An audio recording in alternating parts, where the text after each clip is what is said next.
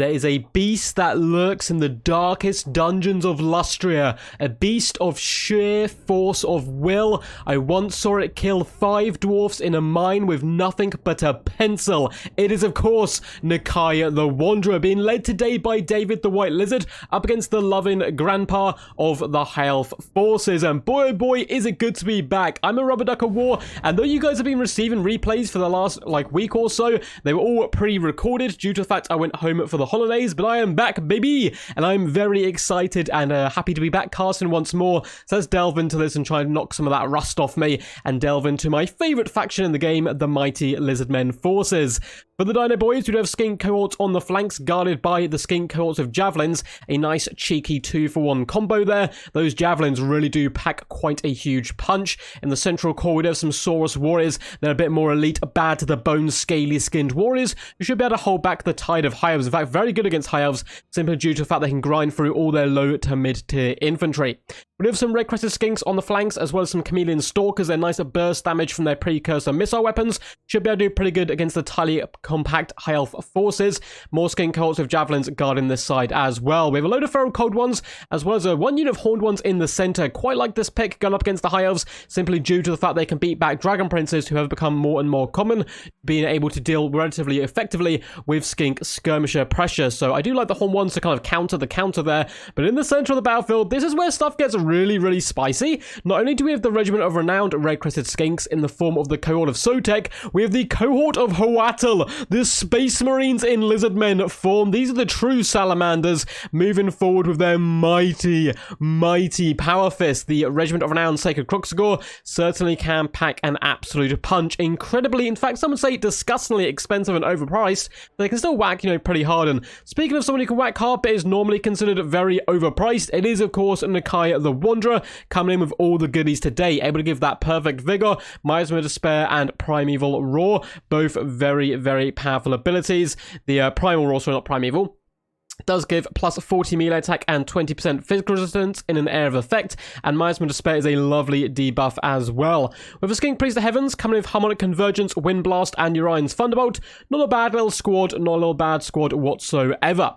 For the forces of the High Elves, much more regimented. You can see they have their spears in the front, archers behind, and white lines behind them as well. So it's just a load of Silver and Guard in the front. That's pretty elite, actually, at least for High Elf infantry. You tend to see them going quite cheap here, with some white line support and a load of archers. We've got relatively elite though.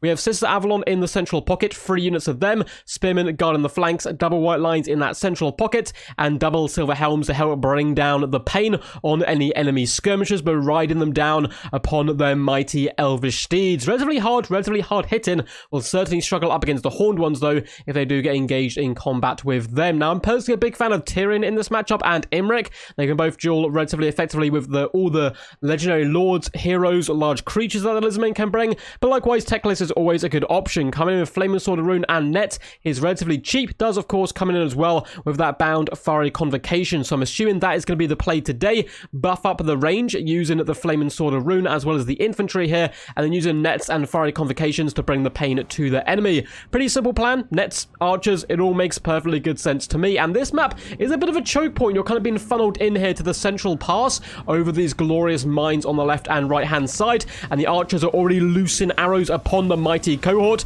No, my beautiful Cruxagore, run, flee, get out of here. Don't want you guys anywhere near the main fight, at least not for now, while there's so many range pressure coming down the battlefield. Horned ones always also taking a load of shots there to the rear, making their bronze shields absolutely useless there.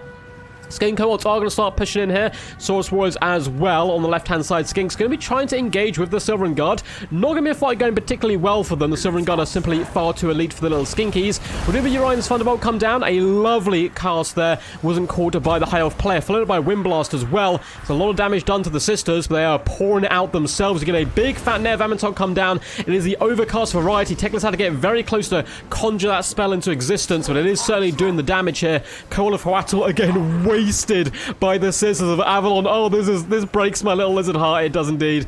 Cohort will be going down here without so much as a whimper in the fight. We do get the first bound fiery convocation, but considering the net was used elsewhere, all these units should be able to escape. It's got a really long wind-up time. Lovely play there by the Lizardmen player, pulling back when he saw the danger. Now all those units are saved, and the bound fiery convocation does absolutely nothing. So the poor cohort have been dragged down. It looks like the Horned Ones are now feeling the wrath of the Sisters, and if these Sisters can be protected, they're going to be an absolute nightmare for the Lizardmen player, who is starting to push his way through the front, though, with the cohort of Sotek as well as the Saurus Warriors, making good work in the middle. Nice little dodge there from the Sisters on that second Urion's Thunderbolt, learning his lesson from the first one. Now, we do have skin cohorts as well as feral cold ones wrapping around the side. That's at least going to distract and annoy the enemy, even if there are spearmen here to try to fend off the advancing Lizardmen hordes. NAKAI's not really got in the action just yet. He's taking a little bit of damage, but he is seeing his people die left, right, and center all around him. They're the screams of little skinks, and he is mad. He is pushing forward, looking for vengeance, and a lovely little bit of play here by the Lizardmen player. Again, all of his feral cold ones onto the back, on top of the Sisters, shutting them down, and look at this. Little pockets are opening up with the spearmen. Can't be everywhere in one go. Skin cohorts getting in the back line, and as why is NAKAI. Explosions of blood and filth as the tears of the Elves are being brought forth as NAKAI dances with joyful glee into the enemy back line. Going to be quite a nice little harass unit in the back, unless those Sisters do indeed be able to kind of turn around and crossfire him together and help protect themselves. The Sisters do get chucked to the ground by a wind blast, and as they're on the ground, the feral cold ones, being some clever gales, do dive upon them, starting to slaughter and rip them to pieces. Frontline going okay for both players. The spear wall is holding, but the Saurus are batting at the gates right now, and it's kind of good if the frontline's holding, as long as those archers are constantly firing. But now the archers themselves are also being shut down. The Horned Ones are once again being activated. And look who's coming back for vengeance. Cohort of Hoatl have seen NAKAI drive into the heart of the enemy battle line, and they're moving forward to protect their liege lord, someone who's almost a demigod in their eyes. We do see NAKAI go after Teclis here. However, Teclis is a sly devil indeed. Realizes he is no match for the mighty spirit of the jungle, who roars in frustration and not being able to catch Teclis. Teclis decides, you know what, I'm going to net you and run away. There's also buying time for the Sisters to do some 360 no-scopes into the back of NAKAI, which is good to see. Call of Hoatl are pushing it into the back line now as Horned Ones supporting that front line with some decent cycle charge. It looks like it's going to be enough to break off the white lines. Saurus Warriors and Red-Crested Skinks are slowly clawing their way through the shield wall in the front in all avenues possible. Feral Cold Ones and Chameleon Stalkers are engaged with Silver Helms. Not the worst fight for both players there. Should be a relatively even trade. And in the main fight, it does look like one unit of Sisters is going to be able to escape, but the others have been getting butchered all over the place, not been enjoying their day today. NAKAI the Wanderer up to 30 kills now and relatively untouched. He's been surrounded by spearmen, but he can simply use his mass to pull through and start attacking the enemy elsewhere. Lovely downhill charge from the Silver Helms to help out the beleaguered spearmen and Silver Guard in the front line. Looks like they might be able to put the feral cold ones and skin cohorts to bed. Good play there, being led as well by Teclis into the battle, who, remember guys, does still have a fiery convocation, but I don't think he's going to have enough winds of magic to drop an overcast net anymore. He's been using a lot of his nets to try to keep NAKAI at bay and away from the Sisters, but NAKAI is so powerful, so much raw Chad. He actually drags the net with him. He's like, you think you've got me trapped? No, you are trapped here with me. And he's just slaughtering Sisters, though there is a bit of a long range support coming in now by the 22 Sisters who have right in the distance. Silver Helms were able to fend off the feral cold ones as well as the Chameleon Stalkers. Lovely cavalry play so far by the high elf player. Main front is just an absolute slugfest right now. It is a grind here. There does look like Red Crested Skinks and Saurus Warriors slowly starting to gain the upper hand due to some good play with those returning Horned Ones, rear attacking the enemy where possible. Yet another chain lining does come down, hitting the Sisters of Avalon, which is really lovely. They look like they're probably going to be broken from the field in just a second. And in the back here, the Silver Helms are desperately trying to pin in NAKAI, but one does simply not pin in the mighty warrior. He has multiple arrows sticking out of his neck, but he doesn't care. In fact, he takes out his frustration by just slapping two horses to death. That's a lot of power in one good old swing from NAKAI there. Sisters are back online. They really need to get NAKAI under control and start finishing him off. Lace him with as many bullets as possible. It looks like they are trying to finish off the Horned Ones. Likewise, not a bad target whatsoever. They've been doing some really good cycle charging in the mid to later stages of this battle right here. And also taking away the enemy mobility might allow the Sisters to kind of kite and skirmish in different directions in the latter stages of the battle. And it looks like they are going to be getting their wish here, with the Horned Ones going into a blood-frenzied rampage into the Silver Guard, though a well-played cold-blooded is placed down by NAKAI. He's a master commander here, rallying the Horned Ones and getting them to hop on top of Teclis, or at least drive him away so the Skinks can come back into the battlefield once more. NAKAI goes dancing with the Sisters. Unfortunately, they're not too big fans here. They do get knocked off their feet. NAKAI up to a impressive 68 kills, though, doing some pretty decent damage all battle. Silverhelms are racing back to try to sort out the mighty beast in the back. Sisters are desperately trying to whittle down the Horned Ones. Only 14 models left, but that Cold-Blooded is keeping them alive. However, they're about to receive a nasty net just short of a lovely feast. I think one or two Sisters might get caught out there, but it is going to allow the Silverhelms to come crashing in, activating that charge bonus and doing some lovely damage to the Horned Ones themselves. NAKAI going to ignore this fight, abandon his troops, and go after the ladies once more. Cult of Sotek and Red Crested Skink seem to be the only ones who have been able to break through the front line. They're going to be adding their weight in numbers to the back here, but there is still 88 Spearmen and 81 Silver Guard. Those Silver Guard in particular going to be quite problematic. In the distance, we do have some Sisters rallying, though the Skinks are looking to hunt them down where possible. And another 70 Silver Guard. Things are looking really bad right now for the Lizardmen forces. They did punch through, but did they take too long? Balance power heavily against them at the moment. Mighty Skink Priest is done a really decent job of it. Actually been very impressed with his Orion's Thunderbolts. He's going to get a Primeval Roar here as well, buffing up himself, the Red Crested Skinks, and NAKAI the Wanderer, who's doing some massive carnage and damage right now.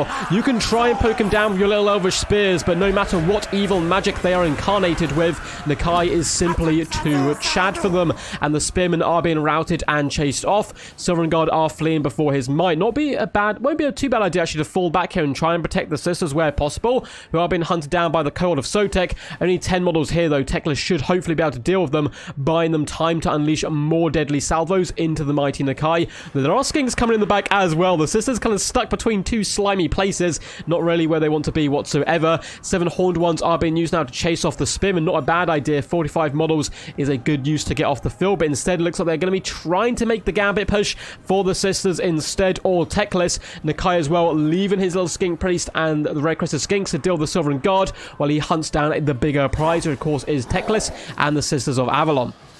The Horned Ones have managed to get in here. I've been very impressed with the amount of usage the Lizardmen players have been able to get out of this unit, considering how much damage they took early on. And they're actually able to shatter the Sisters off the battlefield, which is really good play. NAKAI actually is enabled to catch Teclis here, slowing him down with a Miasma of Despair, and trying to hunt him down. He is fleeing for his life. Look at his little horse. It's absolutely knackered, though you can see the whites of its eyes as it hears the pounding roar of NAKAI. Though it does manage to quicken up the pace and just about escape backwards to the Silver Guard shield wall, or at least he hopes so. There's a lot of Spearmen nearby, and that's really bad news for what remains of the Lizardmen army. Balance power's not quite at army losses, but it's getting relatively close. Skink Priest is running for its life.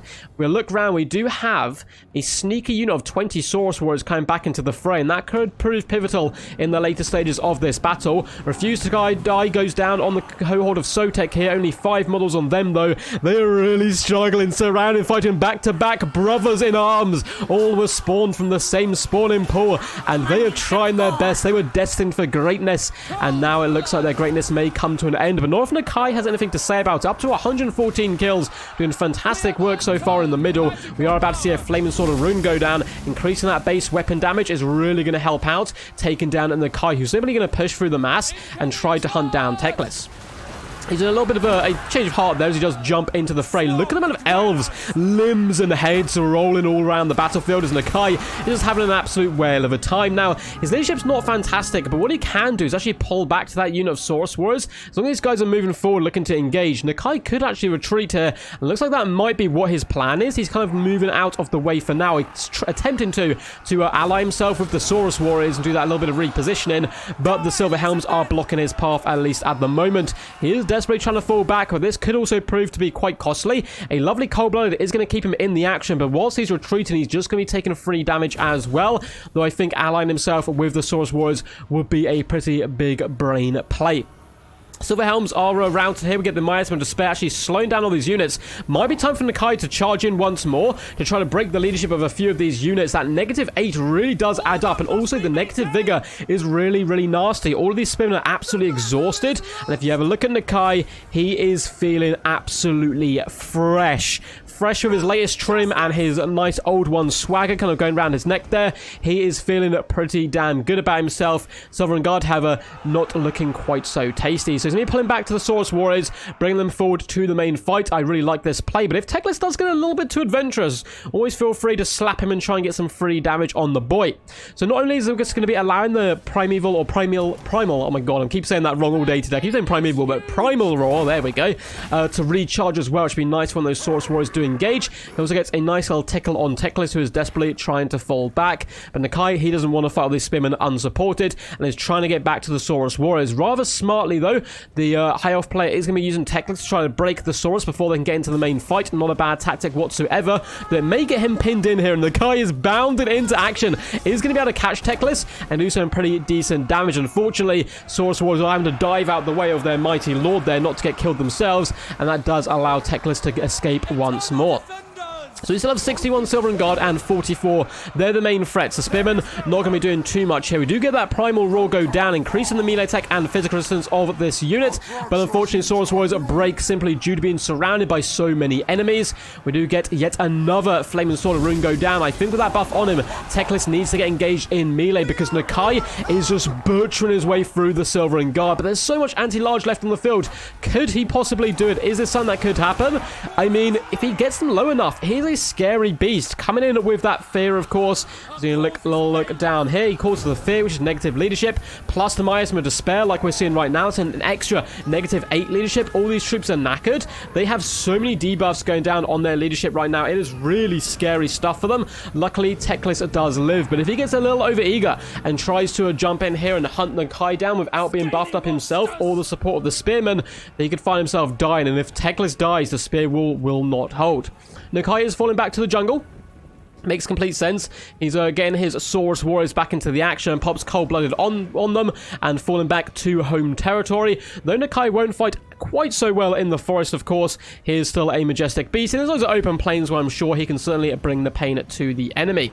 Saurus Warriors are going to be charging. Cold-blooded currently popped on them this time to try to keep them in the fight a little bit longer. They do engage with the spears. NAKAI is simply going to bound through. Once again, just singing a happy tune to himself. It's raining Elves, doing some really lovely work. Up to 167 kills. He just punches a elvish face into a mush of mist of blood, and a little bit of brain probably in the mix as well.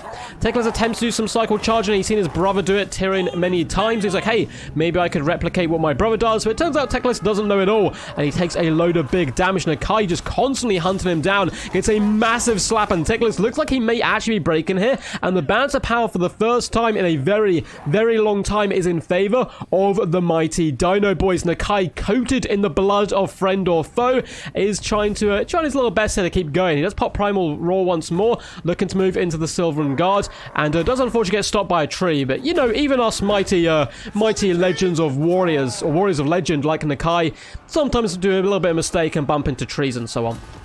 He's doing a decent job, though, hunting down the spearmen. Teclis really needs to rally, and he does come back. Any magic right now would be absolutely crucial. That Miasma of Despair does recharge relatively quickly here. Once again, dropping the leadership of all these troops. NAKAI needs to continue to fight whilst this debuff is going down and break the hearts of the people. He does have more Saurus Warriors return into the battle. NAKAI is going to come in and just splatter some of the elves as he laughs and swings his mighty weapon up around him. And yes, some guard not having a good time. Just getting absolutely pummeled, shoved to the ground. They are anti-large troops, but NAKAI doesn't really care. He's a mighty warrior, and he's up to 185 kills now. I'm assuming his damage value is pretty insane. Yeah, 4.2k damage value is absolutely rocking. He pounds the ground both sides of him as Silver and Guard fall before the might of his blade. Is Teclis going to come back into the fray? Well, he's barely clinging on. He's wavering, only 230 HP, 5 leadership. He probably doesn't want to get too close to the fight in case he breaks, because, of course, if he comes in contact with that fear, that'd be enough to tip him over the edge here. Silver and Guard are just about holding on, though, and NAKAI is starting to get really danger low. Luckily, Cold-Blooded is going to be keeping him in the action. He does smell Teclis nearby and instantly goes after him before changing his mind. Although he's going to be recharging his charge animation, which is rather juicy, and doing some pretty decent damage once more, though NAKAI doesn't have the greatest charge bonus. I never understood why he doesn't have like a far bigger charge bonus. Only 32? Like, he's a mighty monster crashing upon the wall of the elves. He should really be flooding it down quite a few of them. But he does a good mass, so he's still at least pushing them over quite a bit, even when he is being stopped by many a mighty tree. Techless is just looking on. He's pretty hapless at the moment. There's not too much he can do. If he forces the engagement and charges in, he's probably going to die. If he runs too far away, the Silvern Guard are going to lose hope, thinking he's fled the battlefield. But it might not matter in the end, as the Silvern Guard get hit by yet another Miasma of Despair. Such a powerful ability, and it looks like they are indeed going to break. Army losses flips in for the High Elves, and it is a mighty victory for the warrior NAKAI. He did an absolutely fantastic job all battle. Took him a little while to actually get in on the action, but you don't really have to blame the Lizardmen player there too much, simply due to the fact he didn't want to get lit on fire by the Sisters of Avalon, waited till they were a little bit more spread out and thinned on the front line, then charged directly through that front line like a mighty dino bulldozer, hopped straight on the Sisters and started ripping limbs and skulls apart, laughing as he did so. 226 kills with 4,446 damage value. Beautiful play by NAKAI, a true Chad all the way through. Unfortunately, the cohort didn't quite get such good value. Very excited to see what the Horned Ones got and all the other units. But before we delve into the damage dealt, damage round, all that good stuff, well played to both of these players. It was a really awesome game. Well played to David. Well played to Mr. Loving Grandpa as well. It's been good fun to be back casting. It's been honestly my first cast in like over a week. It is kind of crazy, but it's certainly been a lot of good fun. If you guys enjoyed it, make sure to leave a big juicy thumbs up. Subscribe as well to the channel for more Total War Warhammer content. Both things massively help the channel out, and feel free to comment down below what you thought of the battle, or give me a cheeky little roar if you wanted NAKAI to win the entire time. There are links down below in the description to my Patreon, my Discord, my Twitch. Discord's the important one there, as it's where you submit replays just like David the White Lizard did here, and you can get them submitted to the channel. But anyway, back to the battle. NAKAI the Wanderer, an absolute beast. We've already gone through him. 17k damage dealt. He just got on top of elite key targets the entire time in the form of the Sisters and Techless, and there wasn't too much to stop him at the end there. 1.3k value on the Skink Priest. Awesome to see the Skink Priest of Heavens being used. We're so used to now seeing the Beast Caster instead with the Manticore Summon and the Flock of Doom and so forth, but actually seeing the Heaven Caster get in here and bring damage spells as well, not even just debuffing the enemy with Curse Midnight Wind, but coming in with that Wind Blast, with that Thunderbolt and making it work is really good to see. 50 kills, certainly not too shabby. The Skinks just died, wasn't really any good targets for them. They could have looped all the way up and around. I think one unit did, but it was a little bit of a tough fight for them. The Silvern Guard is simply too much for them, and with the White Lions kind of there chopping axes, the Skinkies didn't stand a chance.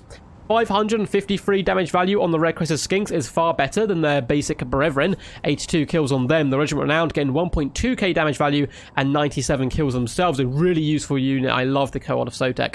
Source Warriors in the middle got 648 and 799 damage value of 60 and 72 kills. Nothing too insane, but hey, they ground through the enemy, and that's what they're there to do. The Communion Stalkers did unfortunately struggle quite a bit, only 29 kills. 534 damage value. Now the Javelins, 200 value and 327 isn't fantastic, unfortunately, but it did allow the Lizardmen to go a little bit wider and try to wrap around the enemy at all times and kind of just try to surround the Sisters and really shut them down. Feral Cold Ones did basically nothing apart from this one unit, which got 683 damage value. They did also make the Sisters run all over the place and kind of stop them shooting, which is obviously rather useful. Horned Ones are very impressed, only 851 damage value, but considering the amount of damage they took prior to the actual battle, I think David the White Lizard managed to milk out quite a lot of value from them over the course of the battle. 88 kills, not too shabby. Cold of Hoatl, 328 value, real big shame about them just getting netted and killed, but hey, at least it wasn't NAKAI. Techless got a 400 value, again was a more of a support caster today. I only actually saw one of his bound fiery convocations and it was dodged. It might have been better doing that overcast net onto those 4 or 5 units which were there, because they're all being funneled in and you can just wipe out 4 or 5 units instead of just wiping out the cohort with the net. Wipe out more infantry, thin the herd, and then you can focus down those other units. But we still got a rather cool little net and trap, so you can't be too can't complain too much. Spearmen, 589, 378, and 413 value. White Lines, 488 and 298. So the cheap infantry as well as the mid-tier infantry didn't do great. It was rather impressive, the Silvern Guard, though. 64, 101, and 86 kills. They're the real backbone of this build. 738, 897, and 905 damage value. Sisters of Avalon, 3 units. Let's see how they performed. Well, 12 kills, 33 and 21. Doesn't look fantastic, but they were focusing down key targets the entire time with 984 damage value, 1,000 1,442 and 1,851. Absolutely absurd work there by the lovely Sisters of Avalon. Silver Helms, 114 and 164 kills, 934 and 1.3k damage value. I love their usage just to clear up the infantry, clear up any skirmishers, and help protect the Sisters where possible. But alas, what is a lance to a scaly skin? Not too much, it would seem. Hope you guys enjoyed this one. Until next time, peace, peace, and as always, stay awesome.